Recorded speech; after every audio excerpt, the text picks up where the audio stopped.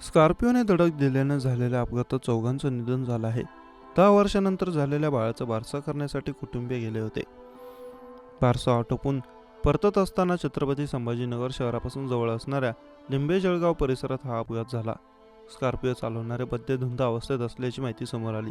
या अपघाताची नोंद पोलिसात झाली असून स्कॉर्पिओतील दोघांवरही सदोष मनुष्यवधाचा गुन्हा दाखल झाला आहे. याबाबत मिळालेली माहिती अशी की 6 महिन्यांच्या बाळाचं बारसं आटोपून पुण्याला जाणाऱ्या देसरकर कुटुंबियांच्या कारला स्कॉर्पिओने जोराची धडक दिली.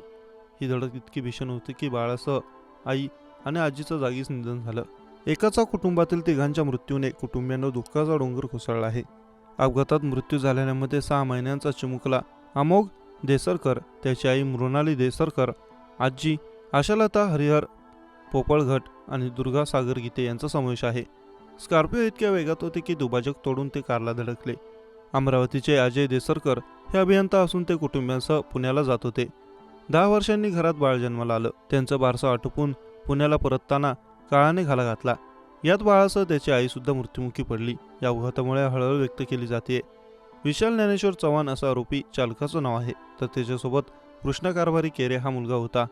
चालकाचं वय 22 वर्ष असून त्याच्याकडे वाहन चालवण्याचा परवाना सुद्धा नसल्याचं समोर आलं. अपघातात चौघांचं निधन झालं असून दोघे गंभीर जखमी झाले आहेत. कार कृष्णाच्या नावावर असून त्याने विशालला मद्यधुंद असताना आणि लायसन नसूनही चालवण्यास दिल्याप्रकरणी त्याच्यावर गुन्हा दाखल केला आहे.